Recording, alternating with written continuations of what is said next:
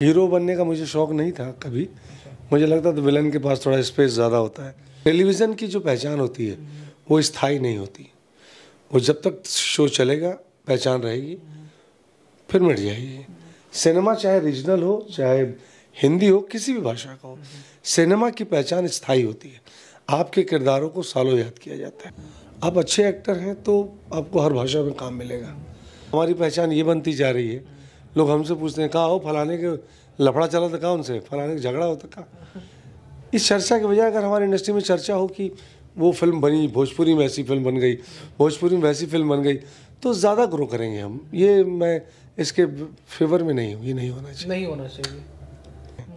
Hero यहाँ पर तो सबको काम मिल जाता है आसानी से, क्योंकि बजट नहीं देना है। सर एक और चीज़, भोजपुरी जैसे कि हिंदी परिपाटी की ग्रामर है, प्रॉपर डिक्शन है, प्रॉपर उसका बॉडी लैंग्वेज है, सब कुछ प्रॉपर उस पर वर्कआउट होता है। लेकिन भोजपुरी का ग्रामर अपना है या नहीं है, या फिर किस तरह से आप लोग तो पैटर्न पे काम करते हैं सर? भोजपुरी का कोई ग्रामर नहीं, कोई ग्रामर नहीं। ये अनप्रोफेशनल इंडस्ट्री है, ये प्रोफेशनल है ही नहीं।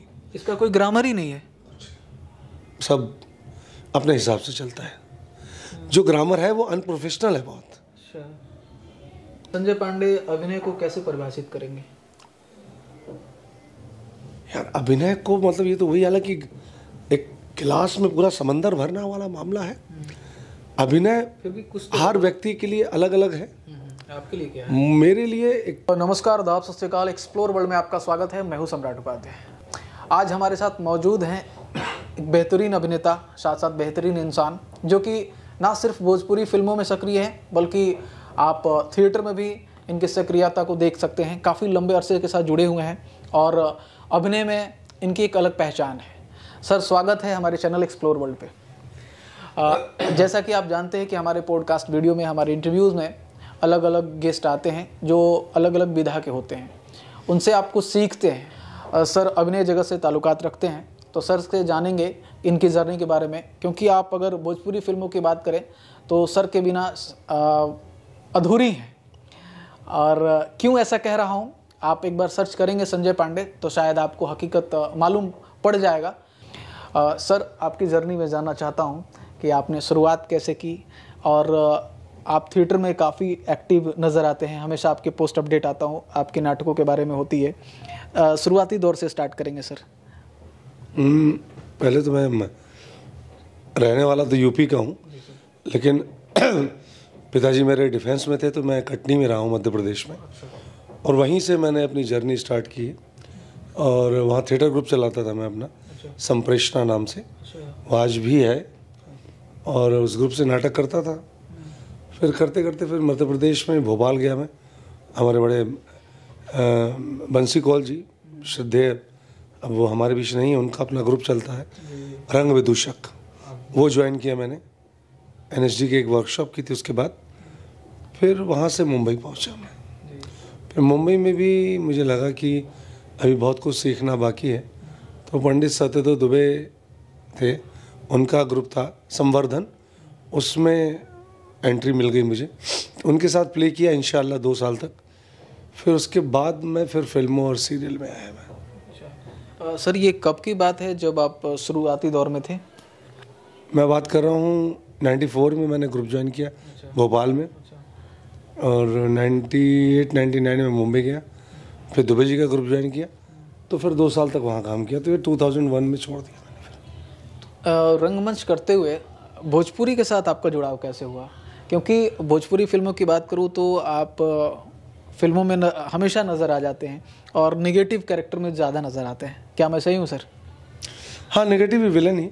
हीरो बनने का मुझे शौक नहीं था कभी। मुझे लगता था विलन के पास थोड़ा स्पेस ज़्यादा होता है, परफॉर्मेंस के लिए बहुत मौका मिलता है, हम जैसे चाहे वैसे रोएं, वैसे हंसें, हम जो चाहे वो करें, ऐसा कोई बाउंड्री लाइन नहीं होता। हीरो की एक बाउंड्री लाइन होती है, और हीरो के साथ होता है कि चला नहीं चला। मैं चला नहीं चला के दायरे से बाहर रहना चाहता था। मैं चाहता था मैं चलता रहूं और मेरी परफॉर्मेंस लोगों को दिखती रहे, तो इसलिए मैंने नेगेटिव कैरेक्टर चुने। और भोजपुरी में एंट्री मिली 2002 में। मैं पहली फिल्म थी मेरी कहिया डोली लेके आई बा, राजकुमार पांडे जी डायरेक्टर थे। तो वहाँ से शुरू हुआ सफ़र फिर धीरे धीरे मेरी 2009 में मेरी समझिए कमबैक किया, 2 साल छोड़ दिया था।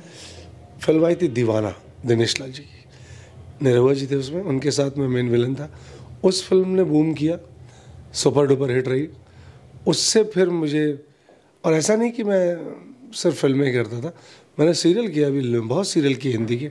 लास्ट मैंने कलर्स के लिए शो किया विद्या, उसको 1 साल किया। तो ऐसा नहीं करता था काम। सर आप सक्रिय सीरियल में भी रहे हैं और भोजपुरी फिल्मों में भी रहे हैं, लेकिन आपके जो पोस्ट आते हैं वो नाटक के प्रति एक अलग सी संवेदना छोड़ जाते हैं। भाई कटनी में तो ग्रुप चलता है मेरा। अच्छा। बट वहाँ मैं नहीं जा पाता क्योंकि अब मुंबई से कटनी जाना, मैं उस ग्रुप में सक्रिय नहीं हूँ।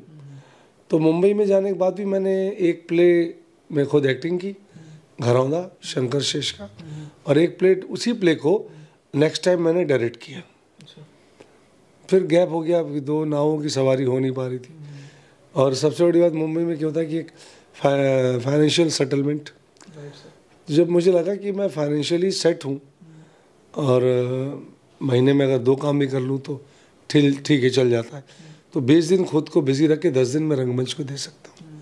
हालांकि उसके बाद भी नुकसान तो होता है मेरा, क्योंकि फिल्में छोड़ता हूँ उसका नुकसान, और जो रंगमंच में लगाता हूँ पैसे उसका नुकसान, क्योंकि कोई गवर्नमेंट से ग्रांट नहीं मिलती मुझे, मैं अपनी जेब से पैसे लगा के थिएटर करता हूँ। लेकिन एक थिएटर के प्रति जिम्मेदारी थी, और मैक्सिमम लोग जो थिएटर को सीढ़ी बना लेते हैं कि रंगमंच सीढ़ी है फिल्मों में जाने की, मेरे लिए रंगमंच सीढ़ी कभी नहीं रहा। मेरे लिए रंगमंच मेरे सेटिस्फेक्शन के लिए, मुझे अच्छा लगता है थिएटर करना, मेरे को एक अलग सा आत्मसंतुष्टि मिलती है रंगमंच में, तो मैं अपने लिए करता हूँ। सर आपने सीरियल भी किया, फिल्में भी की, लेकिन जो पहचान है दर्शकों के बीच में वो भोजपुरी फिल्में ही के थ्रू है, ये हकीकत है, सभी जानते हैं। कैसे हुआ कि भोजपुरी फिल्में आपके एक पहचान का कारण बनी और हिंदी जो सीरियल है वो उतना छाप नहीं छोड़ पाए? क्या नहीं, सीरियल क्या होता है, कुछ देर के लिए छाप छोड़ते हैं। जैसे सीरियल में करता था स्टार प्लस का करम अपना अपना, उस सीरियल से पहचान मिली थी मुझे। उस दौरान ये होता था कि मैं सड़क पे निकल जाऊँ, कहीं भी निकल जाऊँ, उस किरदार का नाम मामा था वो, तो मामा मामा मामा सब लोग बोलते थे। लेकिन टेलीविज़न की जो पहचान होती है वो स्थायी नहीं होती, वो जब तक शो चलेगा पहचान रहेगी, फिर मिट जाएगी। सिनेमा चाहे रीजनल हो, चाहे हिंदी हो, किसी भी भाषा का हो, सिनेमा की पहचान स्थायी होती है। आपके किरदारों को सालों याद किया जाता है। इतने सीरियल आते हैं, आप कितने किरदार याद रख पाते हैं टेलीविज़न की? बहुत ज़्यादा कम। लेकिन आपको सिनेमा का एक छोटा किरदार भी याद रहता है।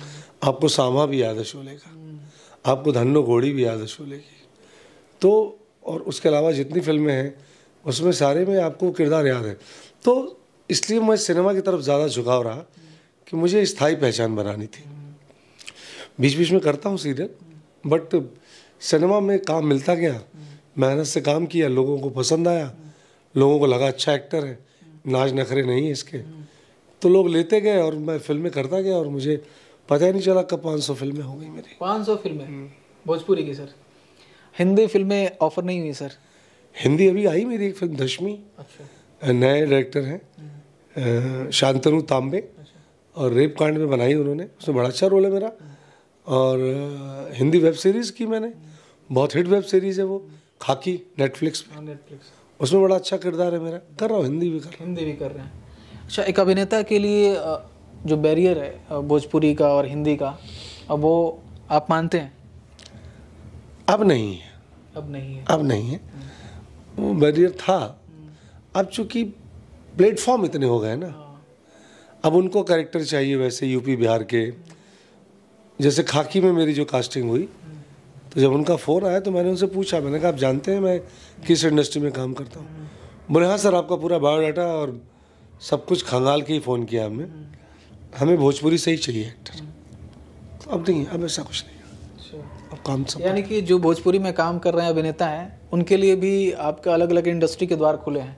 ऐसा मैं नहीं कर रहा हूँ, ऐसा सर कह रहे हैं जो काफ़ी एक्सपीरियंस है, 500 फिल्में कर चुके हैं। तो बैरियर नाम की कोई चीज़ नहीं है अभिनेताओं के लिए, क्या सर? कुछ नहीं, बिल्कुल नहीं है। आप अच्छे एक्टर हैं तो आपको हर भाषा में काम मिलेगा, बशर्ते कि आप अच्छे एक्टर हों। सर थोड़ी अभिनय पे बातचीत हो जाए। जो अभिनेता का जो प्रशिक्षण का जो दौर होता है, शुरुआती दौर, उनमें क्या क्या वो स्टेप होते हैं जो आपको देख, आपके इंटरव्यू को देखकर बहुत सारे नए यंगस्टर जो हैं वो चाहते हैं कि नहीं मैं करना चाहता हूँ एक्टिंग, तो वो जो स्टेप हैं वो क्या होने चाहिए, उनको क्या करना चाहिए? देखिए, पहले तो आप भाग्यशाली होंगे कि आपको गुरु अच्छा मिल जाए, आपको ग्रुप अच्छा मिल जाए। मैं इस मामले में भाग्यशाली रहा। मुझे भोपाल में बंसी कौल जी मिले, मुंबई में पंडित सत्यदेव दुबे मिल गए, तो मेरे गुरु अच्छे मिले। दोनों गुरु पद्मश्री से सम्मानित हैं। तो मैंने सीखा। और सबसे बड़ी बात कि मैं अपना शायद हर इंटरव्यू में बोलता हूँ कि आज की पीढ़ी के पास धैर्य नहीं है, वो बहुत जल्दी में है। वो एक पैर स्टेज पे रखते हैं तो चाहते हैं कि अगला पैर सीधे कैमरे के सामने जाए। हमने बहुत साल दिया है, हम बेसब्रे नहीं थे। मतलब मैं तो आ गया और जल्दी ही मुझे लगता है, वरना मेरा बस चलता तो मैं और थिएटर करता। मजबूत बन के आओगे, जितना टाइम वहाँ दे कर आओगे ना उतना यहाँ टिकोगे। जितनी जल्दी आओगे उतनी जल्दी जाओगे। ये मतलब आप समझ सकते हैं कि सर कहना क्या चाहते हैं कि आप अगर थिएटर स्टार्ट कर रहे हैं या जो आप शुरुआती दौर में हैं तो गुरु का चयन बिल्कुल सही तरीके से सोच समझ के किया जाए ताकि आपके जो अगले स्टेप हैं वो अच्छे रहें। सर, अब एक अभिनेता को कौन कौन से ट्रेनिंग से गुजरना होता है? आप जब कैरेक्टर करते हैं तो एडप्शन कैसे करते हैं कैरेक्टर का? एक्चुअली एक्टिंग की ट्रेनिंग बड़ी अलग है। बेसिक चीज़ें आपको बता दी जाती हैं, गुरु लोग आपके बताते हैं।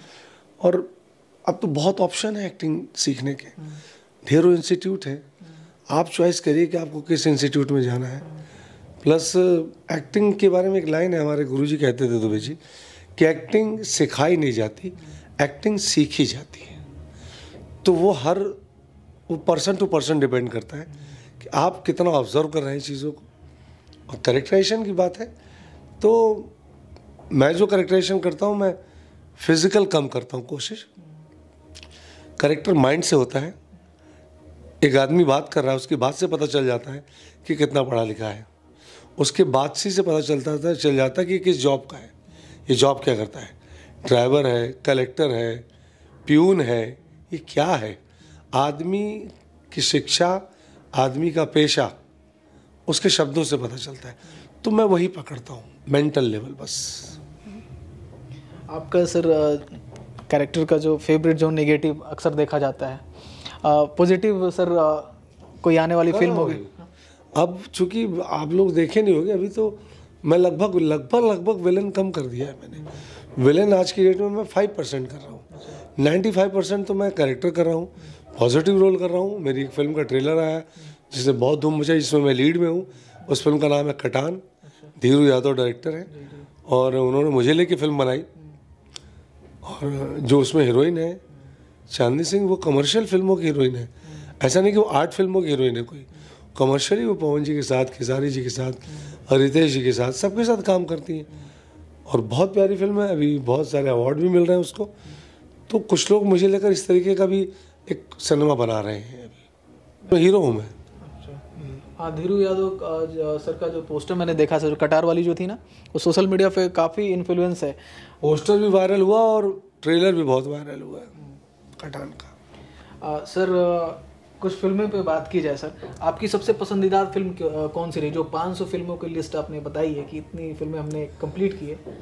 500 फिल्मों में ऐसे फिल्म बता पाना तो बड़ा मुश्किल है, लेकिन मैंने हर में अलग अलग करेक्टर किया। राजा बाबू है मेरी, निर्वा हिंदुस्तानी 2 है, दिलदार संवरिया है और कटान है।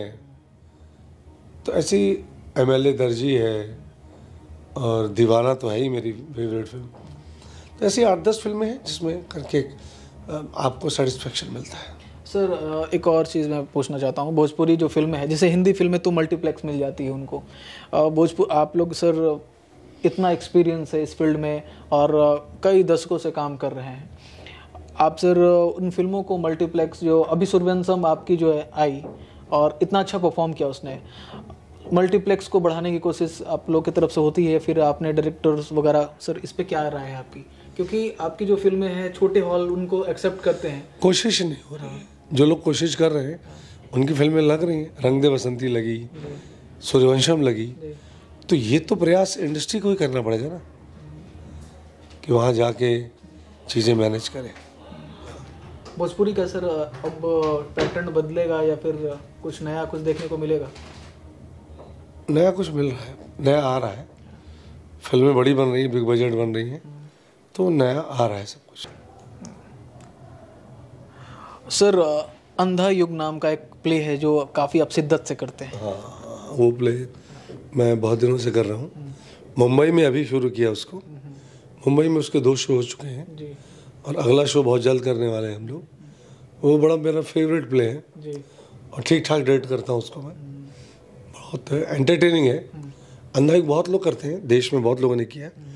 मुझे लगता है कि मेरा अंधा युग थोड़ा एंटरटेनिंग है, बहुत एक्सपेरिमेंट नहीं करता मैं उस नाटक के साथ। लोगों का अपना अपना है, मैं किसी को नहीं बोल सकता कि वो गलत है सही है। लोग उस नाटक के साथ एक्सपेरिमेंट बहुत करते हैं। उस नाटक को एक्सपेरिमेंट की ज़रूरत नहीं है मुझे लगता है। उस नाटक को सीधा सिंपल डायलॉग के साथ कर दिया जाए तो अपने आप में वो है। और मेरा अंधा युग काफ़ी लोगों को पसंद आया। सर आपकी जर्नी का एंड जो पॉइंट होगा, क्या वो डायरेक्टर पे ख़त्म होगा या फिर फिल्में करते अभिनय करते रहेंगे, या फिर जैसे कि आप नाटक में डायरेक्शन का पार्ट भी कर रहे हैं? नाटक में ही नहीं, नाटक में डायरेक्ट करूँगा। फिल्मों में डायरेक्शन का मेरा कोई इरादा नहीं है। नाटक ही करूँगा और मैं संतुष्ट हूँ नाटक के डायरेक्शन से। फिल्मों में राइटिंग कर सकता हूँ कभी, लेकिन एक्टिंग को ही तरजीह देता हूँ। एक्टिंग ही करूँगा फिल्मों में। उम्र हाँ, एक्टिंग ही है। हो सकता है आगे चल के क्या प्लान बने समझ में नहीं आता। नहीं तो थिएटर ग्रुप खोला है मैंने अपना, वो ग्रुप चलाऊँगा, उसमें प्लेस डायरेक्ट करूँगा। फिल्मों में डायरेक्शन का सामान नहीं है। सर जो आर्ट फील्ड है, कला फील्ड में कब क्या सिचुएशन झेलना पड़ जाए ये कहना बहुत मुश्किल होता है। और इंसान जो है कब वो पॉइंट पे पहुंच जाए जो उसे पता नहीं चलता है कि मुझे अगला पल क्या होने वाला है। तो आपकी जो जर्नी इतने सालों की रही सर, उसमें कौन सा ऐसा फेज आया? आपके अच्छे पल तो सभी जानते हैं, लगातार बैक टू बैक फिल्में आई। वो स्ट्रगल का टाइम कौन सा रहा जिसमें कि आप खुद पे बहुत चिंतित रहे या फिर स्ट्रगल करना पड़ा वो टाइम? वो दौर शादी के बाद ही आया। अच्छा। और मैं शादी कर लिया तो पत्नी ने बहुत सपोर्ट किया और बहुत ख़तरनाक दौर था वो। अच्छा। लेकिन हिम्मत नहीं आ रही, पत्नी का भी सहयोग रहा, वो हिम्मत देती रही। और फिर उसके बाद मतलब मेहनत करते करते चीज़ें बनी। है तो इनसिक्योर फील्ड तो है ही है, बहुत इनसिक्योरिटी है यहाँ पे। लेकिन मेरा ये मानना है कि अगर आपको काम आता है तो काम मिलेगा आपको। बहुत सारा संघर्ष के दौरान बहुत सारी चीज़ें ऐसी घटी। जैसे मैं एक ऑफिस में गया था फ़ोटो देने। हमारे ज़माने में फ़ोटो हार्ड कॉपी बांटनी पड़ती थी। तीसरे चौथे माले पे ऑफिस था और मैं निकला वहाँ से, जाने लगा तो कुछ कागज़ के टुकड़े उड़ते हुए मेरे ऊपर गिरे। मैंने देखा उन लोगों ने थोड़ा देर भी इंतज़ार नहीं किया, मेरा ही फ़ोटो फाड़ के फेंक रहे थे। तो मैं अपना फटा हुआ फ़ोटो देख रहा था। बहुत दुख तो हुआ कि थोड़ी देर सब्र कर लेते, मेरे जाने के बाद डस्टबिन में डाल देते। वो अपना पीछे खिड़की से फेंक दिया उन्होंने। तो बहुत सारी इस तरह की घटनाएं होती थी, लेकिन हिम्मत नहीं हारा मैं, क्योंकि मैं काम सीख कर गया था, काम जानता था। मैं तुक्का लगाने नहीं गया था मुंबई कि तुक्का लग गया तो लग गया। तुक्के वाले लोग या तो स्टार बन जाते हैं या वापस चले जाते हैं। मैं मेहनत करके गया था, मुझे मालूम था कि अगर काम मिलेगा तो मैं साबित करूँगा, और काम मिलता गया, मैं साबित करता गया। ये हिंदी काम शुरुआती दौर में नहीं मिले फिल्मों के, भोजपुरी फिल्में आपके हाथ आ गई? नहीं, हिंदी मिली, लेकिन वो हिंदी रिलीज नहीं हो पाई। रिलीज नहीं हो पाई। भगत सिंह की फिल्म बनी थी। अच्छा। एक्चुअल नेम उसी फिल्म का था, शहीद भगत सिंह। अच्छा। बहुत सारी फिल्में बनी भगत सिंह भी, 4-5 सब रिलीज हुई, वही अटक गई। उसमें मेरा जतिन दास का किरदार था, बहुत अच्छा रोल था। भाग्य में भोजपुरी लिखी थी, भोजपुरी में चले। अच्छा, पहले से डिफाइन था या फिर रैंडम ये जो इंडस्ट्री है वो आपको एक्सेप्ट कर ली? रैंडम हुआ। भोजपुरी तो किसी को नहीं पता था कि इंडस्ट्री क्या शेप लेगी। इंडस्ट्री थी नहीं उस वक्त, भोजपुरी फिल्में नहीं बनती थी। वो तो 2004 में वो आई, ससुरा बड़ा सतावेला। अच्छा। और क्लिक कर गया मामला और चल रहा है। मगर उस वक्त तो ये रैंडमली ही हुआ मेरा। जो सर आपकी इंडस्ट्री से जुड़े कुछ सवाल हैं वो भी पूछ ही लेता हूँ आपसे। हाँ बोलिए। आपकी इंडस्ट्री में विवाद बहुत होता है, आप अक्सर देखते होंगे, आप भी परेशान हो जाते होंगे जब स्क्रॉल करते होंगे सोशल मीडिया, तो इस पे आप क्या कहना चाहेंगे? पता नहीं, मुझे समझ में नहीं आता, विवाद ऐसे कुछ है नहीं, क्यों ये लोग मीडिया का अटेंशन लेने के लिए ऐसा करते हैं, क्या है, मतलब नहीं होना चाहिए। हमारी इंडस्ट्री की पहचान कुछ और होनी चाहिए। हमारी पहचान ये बनती जा रही है, लोग हमसे पूछते हैं कहाँ हो, फलाने के लफड़ा चला था, कहाँ उनसे, फलाने का झगड़ा होता कहाँ। इस चर्चा के बजाय अगर हमारी इंडस्ट्री में चर्चा हो कि वो फिल्म बनी, भोजपुरी में ऐसी फिल्म बन गई, भोजपुरी में वैसी फिल्म बन गई, तो ज़्यादा ग्रो करेंगे हम। ये मैं इसके फेवर में नहीं हूँ, ये नहीं होना चाहिए। नहीं होना चाहिए। मैं कभी कोई स्टेटमेंट ऐसा नहीं देता जिसको लेकर कोई चीज़, कोई ऐसा प्रॉब्लम नहीं, कंट्रोवर्सी नहीं। मैं यहाँ काम करने आया हूँ, मैं अपने काम से अपनी पहचान बनाने आया हूँ, मैं कंट्रोवर्सी से अपनी पहचान नहीं बनाने आया हूँ। कंट्रोवर्सी की पहचान मिलती है लेकिन वो स्थायी पहचान नहीं होती ना। मैं एक्टर हूँ तो मेरी पहचान मेरी एक्टिंग है, ना कि मेरा स्टेटमेंट, मेरी बयानबाजी। आप इंटरव्यू ले रहे हैं, जो सवाल पूछ रहे हैं उनके जवाब दूंगा, लेकिन कंट्रोवर्सी क्रिएट करने का क्या मतलब है? कोई मतलब नहीं। मुझे सब जान जाए कि मैं स्टेटमेंट दे दूँ किसी के खिलाफ, मुझे सब जाने, ये मैं जानता चाहता हूँ, लेकिन मुझे सब जाने मेरे काम की वजह से, बस। सर ऐसा, आप तो प्रशिक्षित अभिनेता हैं, लोगों के साथ प्रशिक्षण लेकर आए हैं, वो भी नामचीन बंसी कौलदा आज नहीं है इस दुनिया में। हाँ। लेकिन उन्हें कौन नहीं जानता है, रंगमंच का दुनिया अभी भी याद कर रहा है उनकी स्मृतियों को। दादा, आप जब सेट पे रहते हैं तो बहुत सारे आर्टिस्ट जो लीड कर रहे हैं, आपके फिल्म के हीरो भी हैं, ठीक है, मैं पार्टिकुलर किसी का नाम नहीं लूँगा, तो वैसे लोगों से भी आप मुलाकात करते होंगे जो आप देखते होंगे कि स्क्रिप्ट क्या है, ये क्या कर रहा है। अंडरस्टूड है मैं क्या कहना चाहता हूँ। तो सर आप कैसे उनको टैकल करते हैं? क्या हमको उनके लिए तो परेशानी हो जाती होगी, आपके लिए तो? देखिए कोई परेशानी नहीं, आप कमर्शियल फील्ड में हैं। हाँ। और हर एक्टर यहाँ ट्रेंड नहीं होगा। हाँ।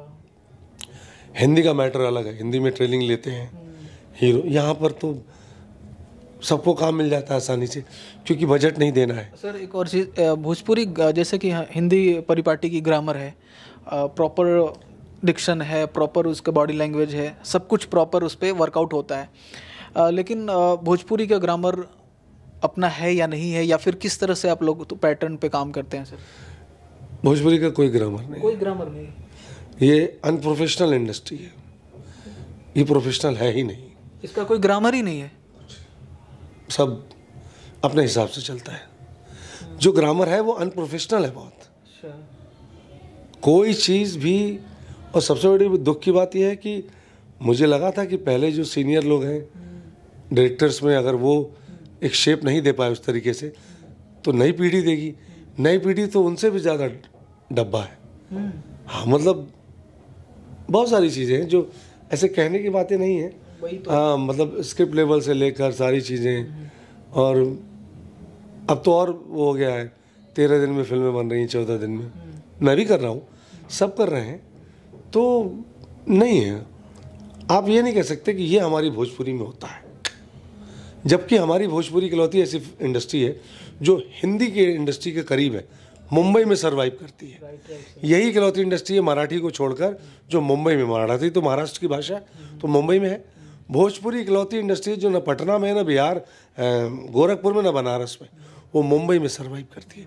उसके बाद भी हमने उनसे कुछ नहीं सीखा, उनसे कोई प्रोफेशनलिज्म नहीं सीखा हमने। हम अपने तरीके से अपनी इंडस्ट्री को हाँकते हैं, और सब यहाँ राजा हैं, सब यहाँ पर बादशाह हैं, सबका अपना ईगो है, बस ऐसे ही चल रहा है मामला है। तो क्या इतने सब बादशाह हैं, तो कुछ बादशाह को आपने कभी समझाने की कोशिश नहीं की? अरे पगले हो, मेरे को निकाल देंगे पिक्चर से। ये अपनी नज़र में सबका ईगो है। हाँ, 8-10 मुगले आजम और 3-4 देवदास, 5-6 शोले, ये सब बना के बैठे हैं। इनको क्या समझाना, ये सब जानते हैं। हाँ, बाहर हम भोजपुरी को उस तरीके से फिल्मों में सम्मान नहीं दिलवा पा रहे हैं, लेकिन इनसे बात करिए, आप, आपको सिखा देंगे फिल्म क्या होती है। भाई साहब, यहाँ कुछ बोलने लायक नहीं, यहाँ चुपचाप काम करिए। हमें भी लगता है, हमें कोई चीज़ ख़राब लगती तो हमारी तो सुन लेते हैं थोड़ा सी, सीनियर हो तो इतनी इज्जत रखते हैं, लेकिन कोई चीज़ का ग्रामर नहीं है। एक बहुत कड़वा सच कि हम अपनी भोजपुरी की हीरोइनों की कॉस्ट्यूम डिसाइड नहीं कर पाए। हमारी हीरोइन क्या पहनेगी? हिंदी में जो नौकरानी पहनती है घाघरा चोली, या कॉमेडी वाली लड़कियां पहनती हैं, हम काफ़ी दिनों तक अपनी हीरोइनों को घाघरा चोली पहनाते रहे। कहाँ की कॉस्ट्यूम है वो? यूपी बिहार की कॉस्ट्यूम तो नहीं है। हमारे यहाँ की माताएं मैंने घाघरा चोली पहन के तो नहीं निकलती हैं। साउथ का अगर म्यूट कर दिया जाए फिल्म, और साउथ की फिल्म का एक फ़ोटो दिखा दिया जाए आपको, आप कॉस्ट्यूम से बता देंगे साउथ की फिल्म है। क्या कॉस्ट्यूम पहनते हैं साउथ वाले? उन्होंने अपनी कॉस्ट्यूम बनाई, हम कॉस्ट्यूम को लेके कंफ्यूज रहे कि क्या पहना है हम, तो हम क्या बात करें। कई फिल्मों में मैंने शूटिंग रोकी कि मैंने कहा मैं एक फिल्म में पिता बना था, हीरोइन मेरी शहर से आ रही। इनकी मानसिकता ये है कि शहर में जो लोग रहते हैं वो शॉर्ट कपड़े पहनते हैं। हीरोइन शॉर्ट कपड़े पहन के आ गई। मैं बाप बना तो मैंने देखा, मैंने कहा नहीं, डायरेक्टर को मैंने कहा, नामचीन डायरेक्टर थे, मैंने कहा नहीं सर आप वो यूपी के बिहार के नहीं हैं। तो मैंने कहा सर आप रीजनल सिनेमा बना रहे हैं, हमारे यहाँ तो तलवार निकल आए, भाई मार डाले बाप मार डाले, ऐसी बिटिया ऐसे कपड़े में आएगी तो कभी नहीं। बोले नहीं वो एक्चुअली शहर से आ रही है। मैंने कहा तो शहर में नंगे घूमते हैं क्या लोग? शहर क्या मतलब होता है कि हीरोइन शहर से आ रही है तो इतने इतने पहनेगी? 1 घंटा शूटिंग रुकवाई मैंने, सलवार सूट सिला, और उसके बाद वो फिल्म की मैंने। फिल्म सुपर हिट रही। नहीं बोलता है यहाँ कोई, क्योंकि सब ब्रेड बटर के लिए काम हो रहा है यहाँ पे। यहाँ कुछ मतलब मिसाल बनाने के लिए काम कोई नहीं कर रहा है, चूँकि अब एक उम्र होती है, सबको घर चलाना है, बीवी बच्चे हैं, तो एक ब्रेड एंड बटर और घर का किराया देने के लिए, ईएमआई के लिए काम हो रहा है। तो जिस इंडस्ट्री में रोटी कपड़ा और मकान के लिए काम चल रहा हो, उसकी भरपाई पूरी करने के लिए काम चल रहा हो, वो इंडस्ट्री से आप उम्मीद मत करिए कि वो सैराट बना देगी। बहुत बड़ी बात कह दी सर आपने।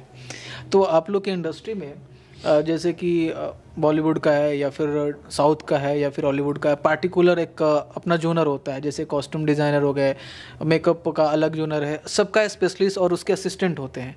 आप लोग के इंडस्ट्री में भी ऐसा है या फिर बहुत कम लोग संसाधन के साथ ही आप लोग मैनेज कर लेते हैं? यहाँ संसाधनों की कमी नहीं है, कमी सोच की है। और अब तो बिल्कुल कुछ कोई तैयारी प्री प्रोडक्शन नाम की चीज़ है नहीं। एक डायरेक्टर 1 महीने में 3 फिल्में करता है, एक फिल्म से जाता है, अगली फिल्म के गैप में स्क्रिप्ट पढ़ता है, कास्टिंग वास्टिंग प्रोड्यूसर कर देता है। अब तो इतनी फिल्में बन रही है ना चैनल के लिए, क्या प्री प्रोडक्शन का टाइम किसके पास है? डायरेक्टर ना तो एडिटिंग में बैठता है ना डबिंग में आता है। एडिटर एडिटिंग करता है, क्योंकि वो एडिटिंग में बैठेगा तो अगली फिल्म छूट जाएगी। तो एक फिल्म करके जाता दूसरी फिल्म, और उसमें गलती नहीं है डायरेक्टर की, उसको इतना बजट ही नहीं दिया जाता है जितना पैसा उसको दिया जाता है। अगर वो 1 महीने में 3 फिल्में नहीं करेगा, उसका घर नहीं चलेगा। तो अब तो माहौल और मामला बिल्कुल अलग है। अब तो आप बिल्कुल उम्मीद मत करिए कि हम यहाँ पर कुछ क्रिएटिव और कुछ ऐसा रचनात्मक बना देंगे जो याद रहेगा लोगों को। अब बस सबके घर चल रहे हैं, माता है भोजपुरी, सबको पाल रही हैं। और आगे ट्रेंड क्या लगता है सर कि बदलेगा या फिर इसी पैटर्न पे चलता रहेगा? अभी तो चलेगा, अभी पैटर्न कोई बदलना नहीं चाहता ना। बिल्ली के गले में घंटी कौन बांधे? कौन पैटर्न बदलेगा? पैटर्न 2 ही लोग बदल सकते हैं, हीरो और डायरेक्टर, बस। इसके अलावा कोई पैटर्न नहीं बदलता हर इंडस्ट्री में। हीरो चाहे तो वो अलग तरीके का सिनेमा कर सकता है, वो पैटर्न को चेंज कर सकता है। डायरेक्टर चाहे तो चेंज कर सकता है, बाकी कोई नहीं कर सकता। और ये 2 लोग हमारे यहाँ नहीं कर रहे हैं। भोजपुरी में तो सर आप बहुत सारे एक्टर्स के साथ काम किए, डायरेक्टर्स के साथ काम किए। सबसे आपको स्किल्ड या फिर डिसिप्लिन, वेल ट्रेंड कोई ऐसा बताइए जो जिसके साथ काम करके लगता है कि नहीं आज सेट पर मज़ा आ गया, या मतलब ऐसे बहुत सारे डायरेक्टर हैं जिनके साथ काम करके अच्छा लगता है। जैसे मेरे फेवरेट हैं राजकुमार पांडे जी, उनके साथ शुरुआत की, मेरे गॉडफादर हैं। विशाल वर्मा, वेरी टैलेंटेड, मौका मिले तो वो सच में वो एक मिसाल बना दे। धीरू यादव, जिनके साथ बहुत फिल्में की मैंने, प्रवीण गुदरी, पराग पाटिल, ये वो कुछ नाम है, चंदन उपाध्याय हैं, हर हर गंगे बनाई। ये वो लोग हैं जिनको अगर मौका दिया जाए तो वो एक माइलस्टोन काम क्रिएट कर सकते हैं। लेकिन सबको रोजी रोटी चेक करनी है, सबको घर चलाना है, तो आपको मार्केट झुका देता है। मार्केट आपको मजबूर कर देता है कि बॉस एक बना ली अपने तरीके की, अब आओ मार्केट में और वही बनाओ जो सब बना रहे हैं। तो ये बेचारे भी वही बनाने लगते हैं, फिर यही है मैटर। अवधेश मिश्रा बहुत अच्छी फिल्में बनाई उन्होंने, बहुत अच्छे डायरेक्टर है वो। एक बिटिया के ऊपर बाबुल बनाई उन्होंने, अभी उनकी फिल्म मैंने की एक भ्राता दोष, और अभी भूत उनकी अच्छी गई है। तो यही 4-5 है, आप उंगलियों में गिन सकते हैं। जिनके साथ काम करके आपको मज़ा आता है, जो निचोड़ते हैं। जी सर, आप हर बार कुछ दिनों के बाद नई फिल्में करते हैं। एक अभिनेता जब अपने काम को जाता है, जैसे कि नाटकों में भी होता है कि हम दूसरे नाटक करते हैं तो कुछ समय का अंतराल हो जाता है, कैरेक्टर एडेप्टेबिलिटी जिसे कहते हैं हम लोग। सर, तो आप जब दूसरा कैरेक्टर करते हैं उसके लिए भी तैयारी होती है, या फिर अपने आप को वैसा अडेप्ट कर लिया है इतने सालों काम करते करते, या फिर कैसे होता है? नहीं, डिपेंड करता है कि फिल्म कौन सी है। अच्छा, रूटीन ड्रामा है तो रूटीन मुझे तो मालूम है, स्विच ऑन स्विच ऑफ है। कुछ अलग किरदार है तो तैयारी करनी पड़ती है। जैसे कटान, मंडप एक फिल्म की मैंने, उसमें लुक लिया, गेटअप लिया, अलग किया मैंने। और बाकी तो एक्चुअली अलग आप तब करेंगे ना जब डायरेक्टर को चाहिए अलग। डायरेक्टर को तो वही आपका वो लुक वही चाहिए जो हिट है, तो ठीक है, तो हिट वाला चाहिए तो यही ले लो। जब कोई बोलता है ये नहीं चाहिए तब हम दूसरा माल निकालते हैं। दैट्स मीन कि आप ट्रेंड को ही फॉलो करते हैं, उसी पे पैटर्न पे काम करते हैं आप अकेला मैं क्रांति ले आऊँगा, मैं थोड़ी अकेला चना बाहर नहीं फोड़ता, मेरे से क्रांति नहीं होगी। हम सब चले, या तो सिस्टम को बदल दो या सिस्टम के साथ चलो। हम सिस्टम के साथ चल रहे हैं। आपने बहुत सारी भोजपुरी फिल्में की हैं, उसमें कौन सी ऐसी फिल्म है जिसका कैरेक्टर के लिए आपको वर्कआउट करना पड़ा, या फिर उसके लिए आपको तैयार होने की ज़रूरत पड़ी, अलग से तैयारी करनी पड़ी कहीं हटके? वैसे कैरेक्टर तो जैसे मुझे दिलदार संवरिया, जिसमें देखिए बिना डायरेक्टर के सपोर्ट के आप कैरेक्टर नहीं तैयार कर सकते। डायरेक्टर बताता है कि मुझे कैसा चाहिए। जो मुझे दिक्कत हुई वो क्योंकि बहुत मेरे जोन से अलग था, लोगों ने देखकर बोला कि अरे आप अंडर भी कर सकते हैं। और उसके अलावा एक फिल्म थी रानी चली ससुराल, उसमें मैंने ये तो लगभग हर फिल्म में करता हूँ तैयारी। फिर अभी जो फिल्म मैंने कटान की, वो कटान टोटली डायरेक्टर ने पूरा कैरेक्टर कंसीव किया था, और ये समझ लो कि इनर मेरा था, आउटर सब डायरेक्टर का है, धीरू यादव का। कि चूँकि एक्टर है मेरे अंदर, मुझे अभिनय आता है, पर वो जो करवा रहे थे वो मेरे लिए लाइफ का सबसे टफ काम था कटान। क्योंकि उन्होंने कहा था कि वो जो अब तक आपने किया है वो कुछ भी नहीं चाहिए। तो आप सोचिए कि कैसा लगेगा, एक डायरेक्टर बोल रहा कि नहीं मुझे संजय पांडे नहीं चाहिए। तो मेरे मन में सवाल हुआ फिर संजय पांडे को क्यों लिया? तो जवाब ये था क्योंकि संजय पांडे इसलिए लिया कि संजय पांडे एक्टर है, वो इस कैरेक्टर को बहुत अच्छे से प्ले कर सकते हैं। पर संजय पांडे जो अब तक रूटीन करते आए हैं या जो फिल्मों में करते हैं वो नहीं चाहिए। तो मैं एक मतलब स्टूडेंट की तरह था वहाँ पे, कि ऐसे जैसे कि रिजल्ट आने वाला है, मैं शॉट देता था, फिर डायरेक्टर को देखता था, डायरेक्टर जब ओके करता था ओके सुनता था, वो देखता था, इशारा करता था कि संजय पांडे दिख गया। अरे वो पूरी फिल्म में मैं संजय पांडे को छुपाने में लगा रहा, जिसे हम कहते हैं जीरो लेवल पे एक्टिंग करना। कि आप किसी भी भाव को, किसी भी सिचुएशन को जब आप रिएक्ट कर रहे हो तो लाउड रिएक्ट ना करें, एक आम इंसान की तरह रिएक्ट करें। आम इंसान जैसे रिएक्ट करता है, हम अभिनेता की हर सिचुएशन को बहुत ज़मीन से थोड़ा 1.5 इंच ऊपर उठा देते हैं। हमको लगता है ना हमने एक्टिंग करनी है, वहीं जहाँ थॉट आता है कि एक्टिंग करनी है, एक्टिंग नहीं करनी है, वो एक्टिंग करना बहुत टफ है, और कटान में वही है। तो अभी तक के दौर में सबसे जो टफेस्ट वर्क रहा कटान का मेरे लिए। संजय पांडे अभिनय को कैसे परिभाषित करेंगे? यार अभिनय को मतलब ये तो वही हाल है कि एक गिलास में पूरा समंदर भरना वाला मामला है। अभिनय फिर भी कुछ तो हर व्यक्ति के लिए अलग अलग है। आपके लिए क्या है? मेरे लिए एक तो मेरे अपने सबसे बड़ी बात है कि मुझे एक्टिंग करके आत्मसंतुष्टि मिलती है, और बहुत उस लाइन में समझाऊं कि साफ उसमें कि अभिनय किसी और के लिए खुद को प्रताड़ित करना अभिनय है। जो किरदार आप करते हैं उस किरदार से आपका कोई लेना देना नहीं होता। अब रामलाल गरीब है, बेटी मर गई, दूसरी बेटी के लिए दहेज इंतजाम करना है, भटक रहा है। मैं संजय पांडे हूँ, मेरे को रामलाल से क्या लेना देना।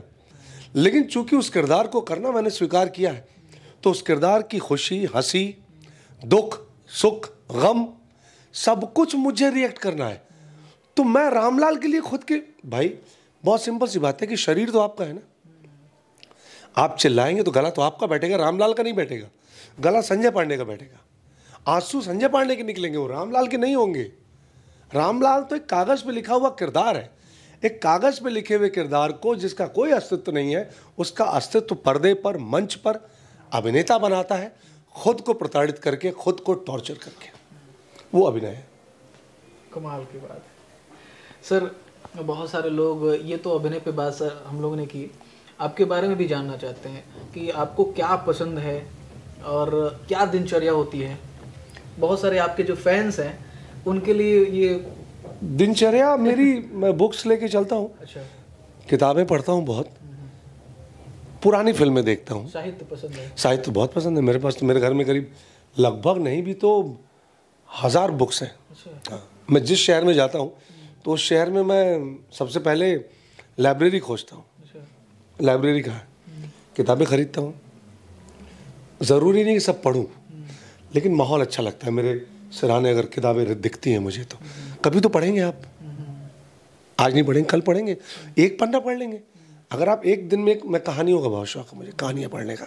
मैं शॉर्ट स्टोरीज पढ़ता हूँ। मुंशी प्रेमचंद मेरे फेवरेट राइटर हैं, ओशो मेरे फेवरेट हैं। और शरीर के लिए योगा वगैरह करता हूँ, वॉइस एक्सरसाइज करता हूँ अभी डेली। गला मेरा थोड़ा बैठ गया पिछले कुछ दिनों से, कुछ गले में प्रॉब्लम हुई है मेरे। अच्छा। लेकिन वॉइस एक्सरसाइज कर लेता हूँ, सिंपल एक्सरसाइज कर लेता हूँ शरीर की। प्लस मुझे गाने, म्यूज़िक का बहुत शौक है। लेकिन म्यूज़िक मुझे वो हिंदी और भोजपुरी में भी पुराने, आज के नहीं। अच्छा। मैं हिंदी गाने रफ़ी, किशोर, हेमंत कुमार, मन्ना डे, मन्नार उदास, इन लोगों के गाने में, येशुदास, इनके गाने सुनता हूँ ज़्यादा। और उसके अलावा फिल्में देखता हूँ, पुरानी फिल्में।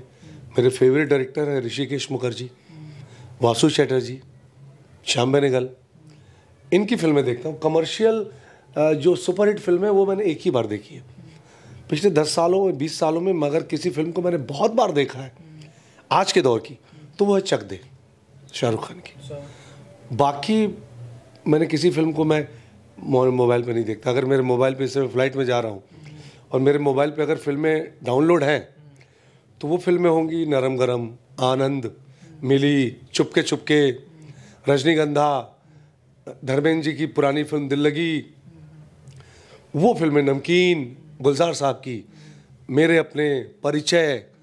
मैं उस जोन की फिल्में देखना पसंद करता हूँ। आज की फिल्में या साउथ की फिल्में मैं नहीं देखता। प्लस यही है मेरा, किताबें पढ़ना, अच्छी फिल्में देखना। अभी कुछ वेब सीरीज़ भी देख लेता हूँ, अभी दौर है, लोग बोलते हैं तो मैं वेब सीरीज़ वगैरह देख लेता हूँ। यही है मेरा रूटीन, और कुछ खास नहीं। एज एन एक्टर अपने आप को हमेशा चेक करता हूँ। सर, एक अभिनेता को फिल्में किस देखनी चाहिए या नहीं देखनी चाहिए? बहुत देखनी चाहिए। अभिनेता हमारे बॉडी, कहते हैं ना कि 4-5 जो तंत्र होते हैं जिनसे हम अभिनय के लिए रॉ स्टॉक लेते हैं, तैयार करते हैं। माइंड, आँखें, आपकी मेमोरी, शरीर। माइंड, आँख, शरीर, ये पूरा जो है। तो माइंड की खुराक के लिए आप क्या कर रहे हैं? तो माइंड की खुराक के लिए तो आपको किताबें पढ़नी पड़ेंगी। किताबों में किरदार होते हैं। पुरानी फिल्में, मैंने हॉलीवुड की फिल्में बहुत कम देखता हूँ, क्योंकि हमारे हिंदी में इतने अच्छे अच्छे एक्टर हैं, और हॉलीवुड की एक्टिंग का पैटर्न इंडिया में कभी एक्सेप्टेबल नहीं है। सर, एक इस पे और भी सवाल है। हॉलीवुड के अभिनेताओं की बात करूँ, मैं भी देखता हूँ, हॉलीवुड भी देखता हूँ, बॉलीवुड भी देखता हूँ, और दोनों का जो एज जो है, जैसे कि हमारे बॉलीवुड में है कि आप लीड करना है तो आपको 20 से 30 होना चाहिए, लेकिन अगर हॉलीवुड की बात करूँ तो वहाँ लीड जो है 45-50 से स्टार्ट होते हैं। अच्छे कैरेक्टर जो डेप्थ में हैं, और अलग ही वो लोग छाप छोड़ जाते हैं। सर इसका क्या मीटर है या फिर इसका क्या पैटर्न है ये, या उन एक्चुअली क्या होता है, आपकी ज़िंदगी का तजर्बा आपके किरदार में बहुत हेल्प करता है। आपने शादी की नहीं और आप मैरिड मैन का किरदार निभा रहे हैं, पत्नी से झगड़ा चल रहा है आपका और बच्चों की किचकिच, आपने इस चीज़ को जिया ही नहीं है कभी, तो आपको मैच्योर किरदार मिल जाएगा तो आप बच्चे लगेंगे उसमें, आप कैरिकेचर करते नजर आएंगे, ऐसा लगेगा कि आप फेक एक्टिंग कर रहे हैं। क्योंकि आप देखो, दो चीज़ें होती हैं, या तो अनुभव या अनुभूति। अभिनय में दो ही होता है, अनुभव जो आपके खुद के साथ हुआ है, या अनुभूति जो आपने किसी के साथ देखा है और उसको महसूस किया है, ऑब्जर्वेशन। तो अगर आपके पास अपना खुद का अनुभव है तो आप किसी से उधार नहीं लेना पड़ेगा ना आपको। हॉलीवुड में मैच्योर होते हैं करेक्टर एक्टर्स, उनकी अपनी लाइफ का एक्सपीरियंस होता है, इसलिए वो उनकी परफॉर्मेंस आप जब देखते हैं तो आपको लगता है ओ तेरी क्या किया, तो उसकी उम्र है, उतना मैच्योर है। हमारे यहाँ बच्चों को बाप बना दिया जाता है। सर आपने तो अर्ली एज में स्टार्ट कर दिया था एक्टिंग, तो आप वो तो एडेप्टेबिलिटी थी नहीं, तो फिर दूसरा ऑप्शन इस्तेमाल करते होंगे आप? अनुभूति। हाँ वही अनुभूति जो देखा और अपनी तैयारी। हमारे गुरु जो सिखाते थे, मेरी एक डायरी होती थी जिस पे मैं आके नोट डाउन करता था चीज़ें। मैंने अपने ऊपर बहुत मेहनत की है। मैं पैदाइशी एक्टर नहीं था ना, मैं रंगमंच में शुरुआत के दिनों में बहुत अच्छा एक्टर था, क्योंकि हमारे शहर में कोई सिखाने वाला नहीं था, तो मैं खुद ही बनाता था, खुद ही करता था। मतलब बच्चे की उम्र में मैं बाप बन गया था, ग्रुप का मैं ही लीडर, मैं डायरेक्शन दे रहा हूँ, मुझे खुद नहीं आता डायरेक्शन, मैं डायरेक्शन दे रहा हूँ, तो वो बच्चे भी क्या सीखेंगे और मैं क्या सीखूंगा। जब मैं बाहर निकला तो जाना तो सीखा, तो बाहर जब निकला तो मुझे लगा मुझे तो कुछ आता ही नहीं है, मैं बहुत ख़राब एक्टर हूँ। जब ये एहसास हुआ कि ख़राब एक्टर हूँ, तब अच्छा एक्टर बनने की कोशिश की, तब पढ़ना शुरू किया, जानना शुरू किया, गुरुओं से सवाल करने शुरू किए। आज की जनरेशन के पास तो सवाल ही नहीं है, क्यों सवाल भी उपजते हैं उस बात से जब उस बारे में सोचते हैं आप। आज की जनरेशन के पास एक्टिंग को लेकर कोई सवाल ही नहीं है, उनके पास एक ही सवाल है, मौका मिल जाए, ब्रेक मिल जाए। अरे क्या उखाड़ लोगे, ब्रेक मिल गया तो यार, मिलता तो है, इतने स्टार सन को ब्रेक मिलता, कहाँ चले गए आज। ब्रेक कोई बड़ी चीज़ नहीं है इंडस्ट्री में, ब्रेक तो हमारे यहाँ गधे को भी मिल जाता है। सर अभिनेताओं की क्या कोई उम्र सुनिश्चित होती है? अभिनेताओं की, हीरो की नहीं? कोई उम्र नहीं है, कोई उम्र नहीं। जब तक वो स्ट्रांग है, खड़े हो सकते हैं अपने पैरों पे, चल सकते हैं, तब तक वो एक्टिंग कर सकता है। क्या लगता है एक्टिंग में रिटायरमेंट नहीं होता। रिटायरमेंट नहीं होता है। अभिनेता जो उम्र अभिनेता की जो बढ़ती है, क्या उसकी जो एक्सपीरियंस है, एक्सपोजर है, या फिर उसके जो काम करने का तरीका है उसमें निखार आता है काम करते करते, या फिर जो शुरू से जो ट्रेनिंग उसने लिया है वो ऐसे ही काम करता है? वो एक्टर पे डिपेंड करता है। एक्टर पे डिपेंड करता है। मैंने वही लाइन में बोलने जा रहा था, तुमने सवाल कर दिया जी। कि एक्टर को हर पल अलर्ट रहना पड़ता है कि दौर कैसा चल रहा है अभिनय का। अभिनय का भी दौर बदलता है। आप इस पड़ाव पे हैं, काफ़ी वर्ष दे चुके हैं, जैसे जैसे उम्र बढ़ती गई, क्या अभिनय में आपने फील किया कि मेरे कुछ इम्प्रूवमेंट है, चेंजेस है? हाँ, अभिनय एक ऐसी चीज़ है जो आपको कम नज़र आता है, बदलाव सामने वाले को ज़्यादा नज़र आता है। तो आपने बताया कि जो आपकी इंडस्ट्री है वो तो मतलब गिने चुने ही लोग हैं, जैसे कि आपने कटार की बात की, या फिर कुछ लोग हैं, तो मैक्सिमम जो लोग हैं उनको बदलाव तो दिखता नहीं होगा। एक्टर हैं जो बहुत मेरे समकक्ष जो हैं, जो आपसे बात करते हैं, वो जो जिन्हें मैं अच्छे एक्टर मानता हूँ, सुशील सिंह, अवधेश मिश्रा, मनोज टाइगर, विनोद मिश्रा, प्रकाश जैस, ये चंद एक्टर हैं जो बहुत सेंसिबल एक्टर हैं। एक्टिंग भी बदलती है समय के साथ। अब वो एक्टिंग नहीं चलती जो मैं पहली फिल्म में करता था, अब चेंज आया है।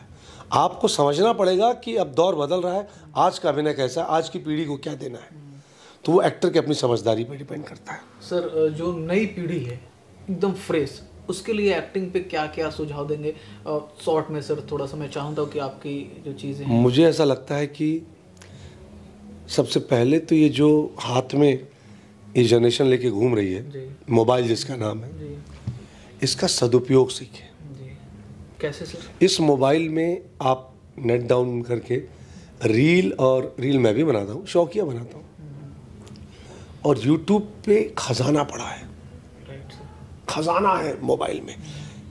इतनी अच्छी अच्छी फिल्में हैं, ऑस्कर विनिंग फिल्में, इंडियन क्लासिक फिल्में, कविताएं, कहानियाँ सब इसमें हैं। कविताएं कहानियाँ इससे ना पढ़ें, इससे विजुअली देखें, इससे सीखें, इसका सदुपयोग करें, बुक्स पढ़ें ज़्यादा से ज़्यादा, पुराने एक्टरों की फिल्में देखें। अगर वो हॉलीवुड की फिल्म देखते हैं तो मच बेटर है। मेरे को इंग्लिश समझ में नहीं आती तो मैं नहीं देख पाता, बहुत सीधी सी बात है। मैं दिमाग नहीं खपाना चाहता ज़्यादा, मुझे लगता है भाषा मुझे आसानी से समझ में आ जाए, और बस इसके अलावा तो मुझे नहीं लगता कि एक्टिंग करने के लिए थिएटर करिए। थिएटर बेस्ट ऑप्शन है। थिएटर आपको प्लेटफॉर्म देता है, थिएटर आपको मतलब आपकी जड़ मजबूत करता है।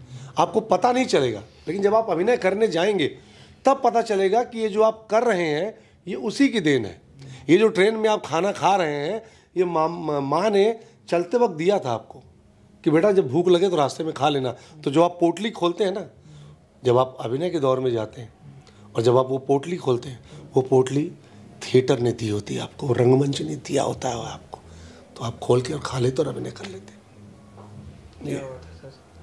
इस वीडियो में सर की पूरी जर्नी को जाना, सर को क्या पसंद है, सर ने कितनी फिल्में की है, कौन सी फिल्में करीब है, टफेस्ट फेज ऑफ लाइफ क्या रही सर की, बहुत सारी चीज़ें हैं। वीडियो बड़ी बनी है, लेकिन अगर आप बारीकियों से आप देखेंगे तो पूरी जर्नी आपको समझ में आएगी। एक टाइम स्पेन है जो कि काफ़ी लंबे अरसे के एक्सपीरियंस से बना है। आपको ये वीडियो कैसी लगी ये कमेंट सेक्शन में बताना, और अच्छी लगी तो शेयर करते जाना। आपके जितने एक्सप्लोर वर्ल्ड के फॉलोअर्स हैं, सब्सक्राइबर्स हैं, उन सब से मेरा अनुरोध है कि ज़्यादा से ज़्यादा इनके चैनल को सब्सक्राइब करें। ये एक बहुत क्रिएटिव फील्ड में बहुत अच्छा अप्रोच है आपको जानने समझने के लिए, और ख़ासकर मैं मतलब भारत का रहने वाला हूँ, भारत की बात बताता हूँ। अभिनेता हूँ तो अभिनय की बात करूँगा। तो जो अभिनेता बनना चाहते हैं उन सब के लिए आपको बहुत, मेरी बातें नहीं, ये जितने लोगों की भी बातें लेते हैं, जिनसे इंटरव्यू करते हैं, उनको ज़्यादा से ज़्यादा देखिए, शेयर करिए, ताकि एक तो भटकाव ना हो कि लोग पूछते हैं कैसे एक्टर बने, क्या करें। हमारी इंडस्ट्री में भटकाव ज़्यादा है, बहुत ज़्यादा। भटके मत, सुने समझे और फिर करें कुछ। मेरी आप सबसे विनती यही है। Thank you so much guys for watching our video. आशा करते हैं कि आपको हमारी वीडियो पसंद आई होगी।